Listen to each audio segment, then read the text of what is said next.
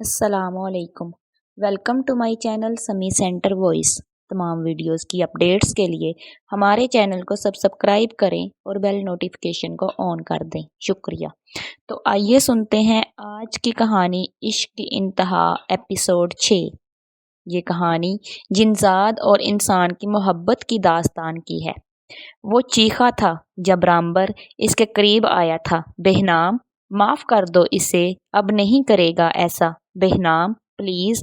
اور بہنام پیچھے ہوا تھا، اپنی حد میں رہنا سکھا دو اپنے بھائی کو۔ اس کی آواز بے حد سرد تھی اور منہ موڑ کے لمبے ڈھگ برتا بہنام وہاں سے جا چکا تھا۔ یہ کیا کر رہے ہو تم؟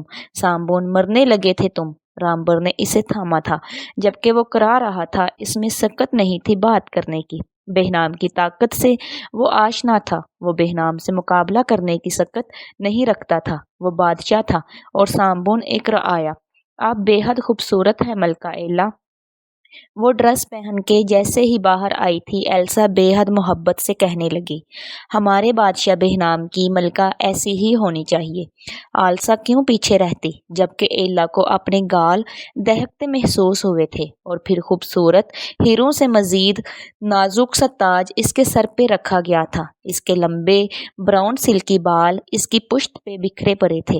دستک پہ ایلا دروازے کی طرف متوجہ ہوئی۔ جب بہنام اندر آیا تھا، وہ دونوں پریاں وہاں سے سر تعظیم میں جھکائی جا چکی تھی، جبکہ بہنام مبہوت سا ایلا کو دیکھتا اس کے قریب آ رہا تھا۔ ایلا کی پلکیں لرزی تھیں، سبھی پلکوں کے جالر جھکے تھے، گالوں پہ گلابی پن سا آیا تھا۔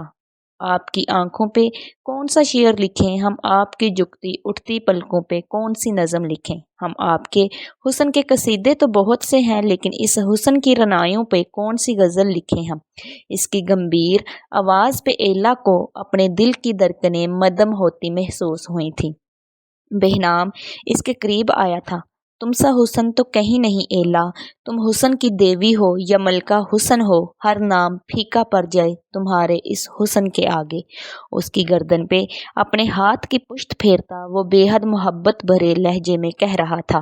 ایلا نے نظریں اٹھا کے اسے دیکھا جو بے حد حسین تھا اور جس کی آنکھیں ایلا کی محبت سے سرشار تھیں۔ بہنام، اس نے نرمی سے نام ادا کیا تھا اور بہنام بے خود سا اس کے لبوں پہ جھکا تھا۔ جانے بہنام، مجھے کنفیوز نہیں کرو، میں سب کے سامنے اب کیسے جاؤں گی؟ وہ پریشان سی اسے اپنے بے حد قریب دیکھ رہی تھی۔ تو نہیں جاتے، یہیں رک جاتے ہیں میں اور تم۔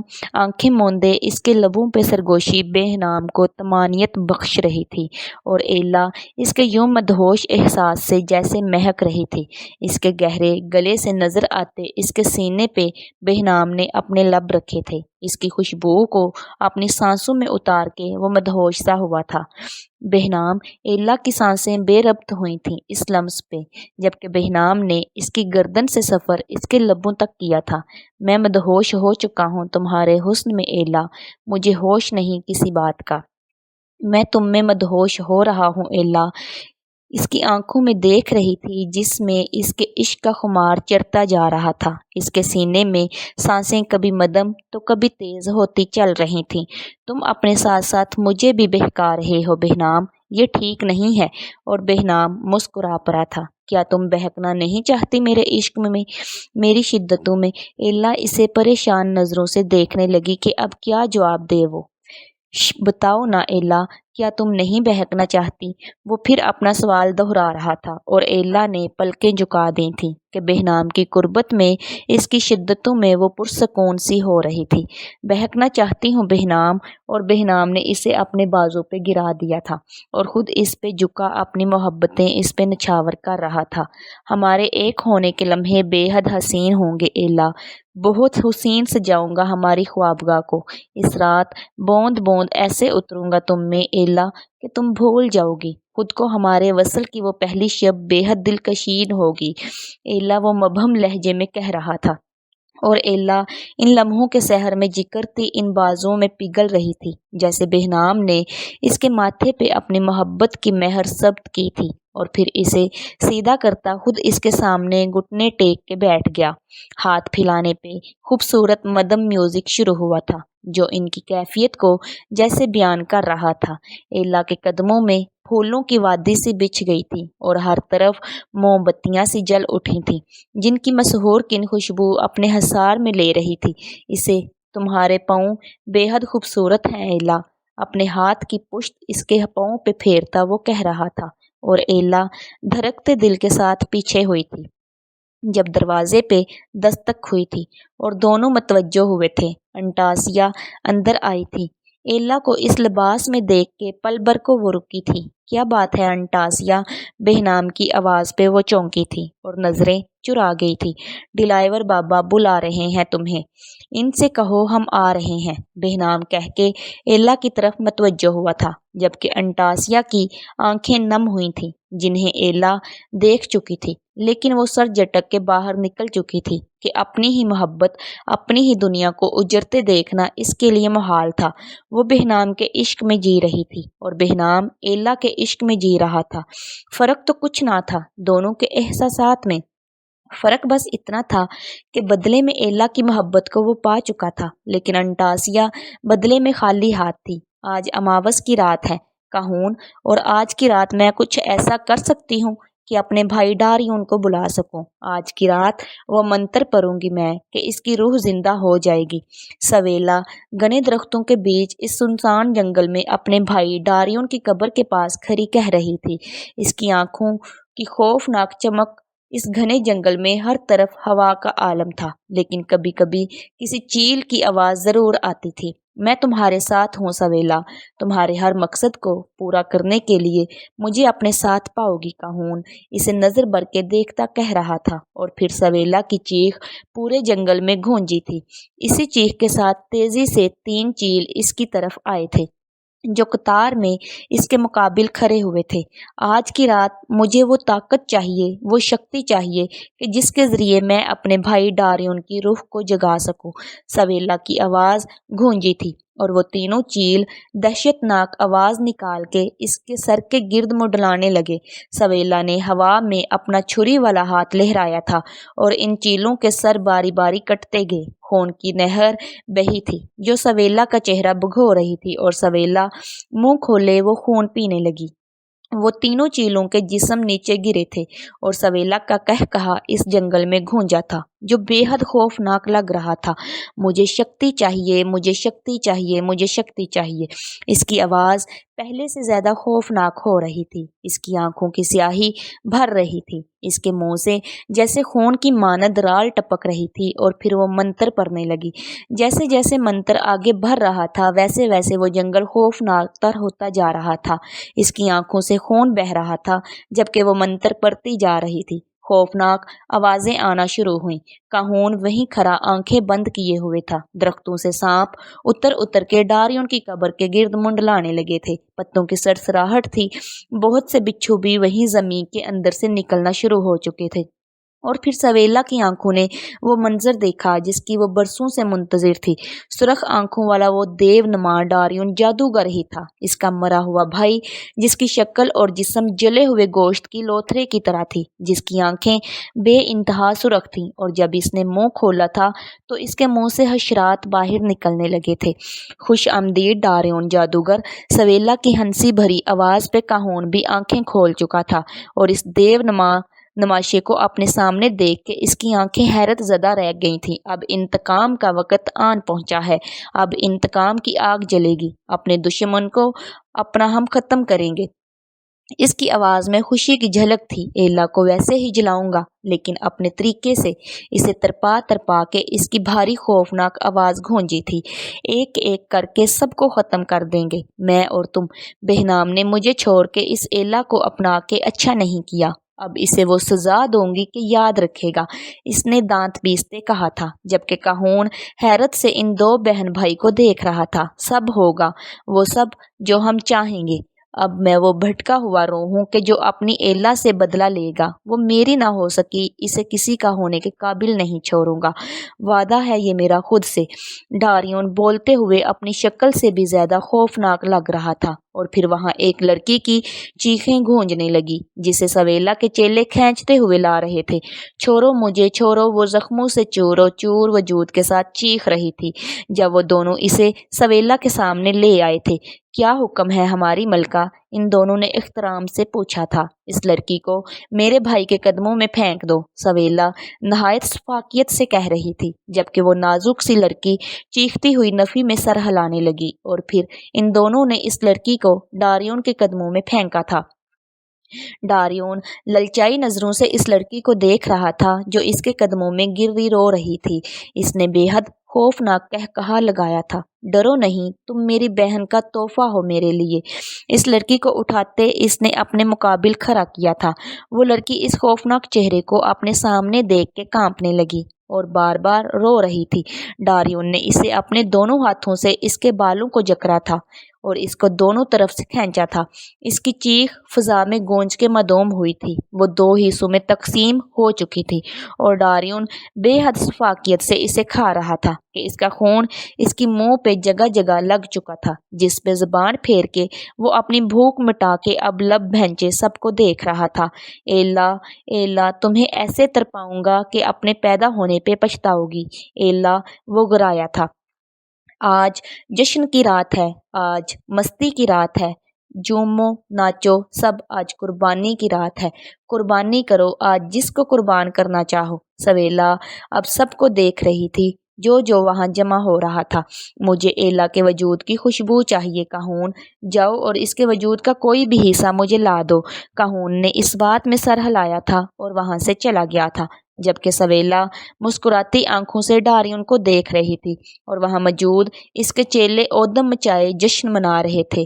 اپنے لمبے بالوں کو جورے کی شکل دیتی وہ ڈریسنگ ٹیبل کے مرر میں اپنا عکس دیکھ رہی تھی۔ اس کی نظر اپنی گردن میں موجود لاکٹ پہ گئی جو بہنام نے اسے پہنایا تھا تو کسی خوبصورت خیال کے تحت اس کے لب مسکرا پڑے تھے۔ اس لاکٹ پہ اپنے لب رکھ کے وہ مڑی تھی جب سامنے عائش کو دروازے کے پاس دیکھ کے ڈر گئی تھی۔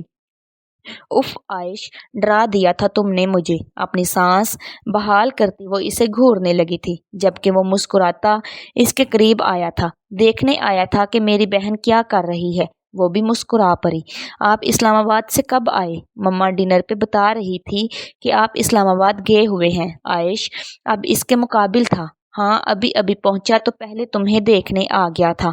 یہ اچھا کیا آپ نے میں بھی آپ کو مس کر رہی تھی۔ بیٹھیے نا، باتیں کرتے ہیں۔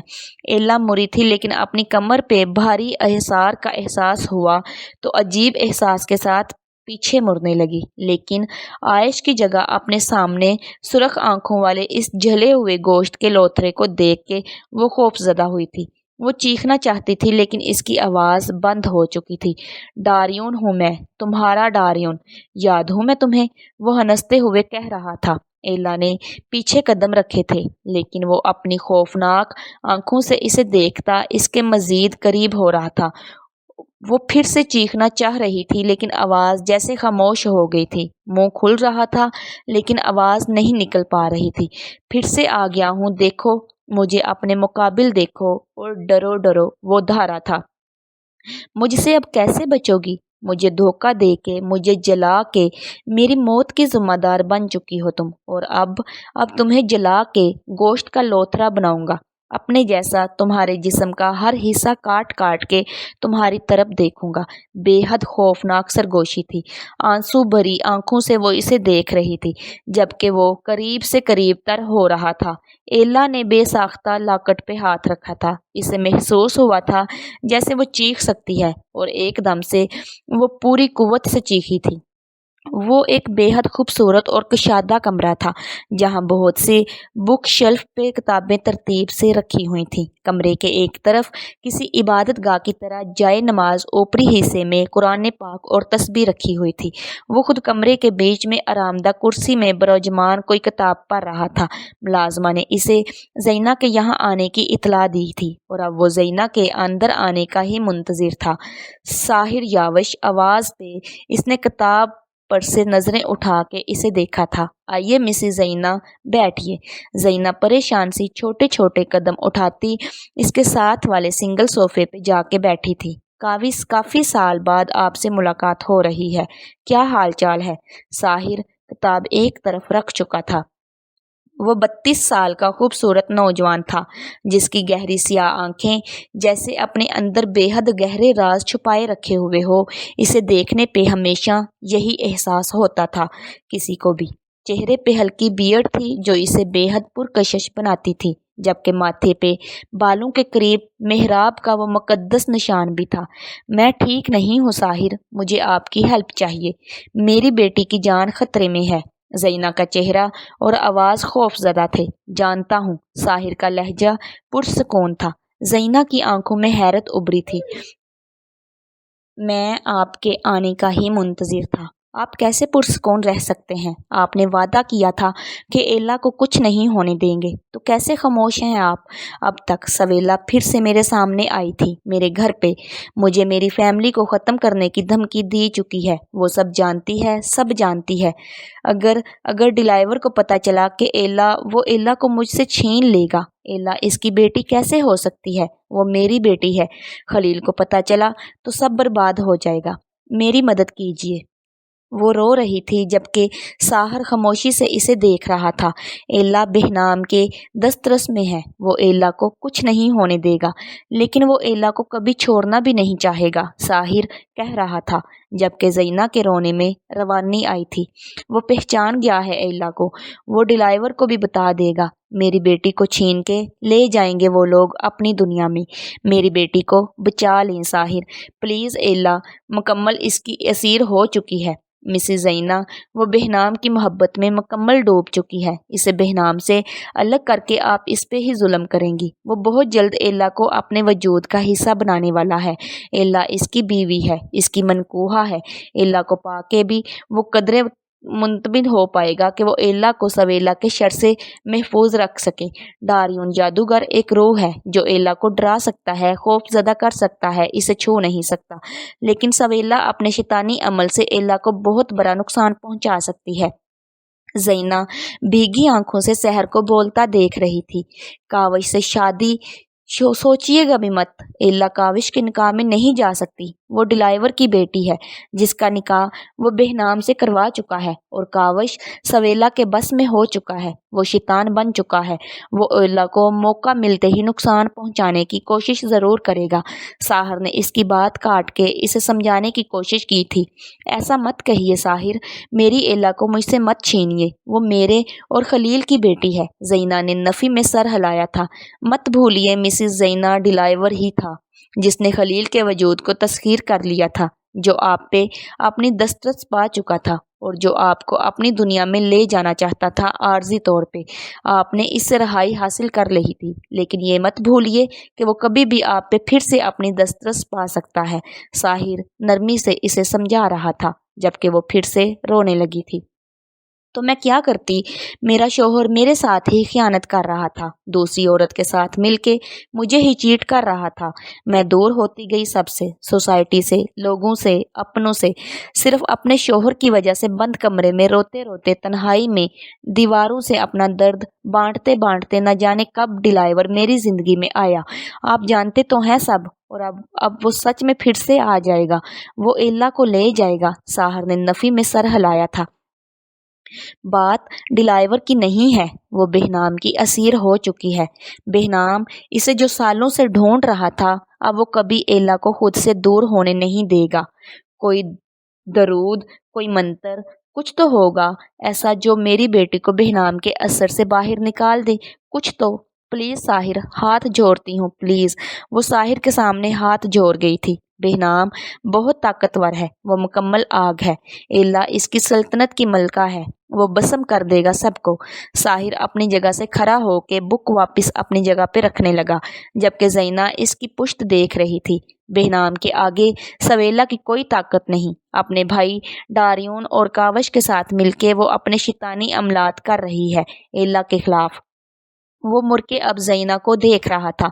एला एक गहरी खाई में गिरती जा रही है। बेहनाम का जो हिसार इसके गिर्द बन रहा है, वो एला को इस खाई में गिरने से हिफाजत कर सकता है। ये बहुत मुश्किल है, लेकिन मैं यही कहूँगा, अभी ये होने दो। सब एला का खतरा टलते ही हम एला को बेहनाम से दूर कर देंगे। ये मेरा वादा है आपसे। लेकिन प्लीज़ अभी आप तावन करें, प्लीज़। ज़ैना पुरसोच नज़रों से साहर को देखती देख रही थी, जबकि साहर की संजीदा नज़रें ज़ैना पे थीं। और फिर इसने सर इस बात में हिलाया था। लब काटती वो अपने आंसू साफ करने लगी थी। अपनी बेटी को इन सब के शर से बचाने की सरतोड़ कोशिश करनी थी इसे, और इसके लिए इसे साहिर की बात माननी ही पड़ेगी।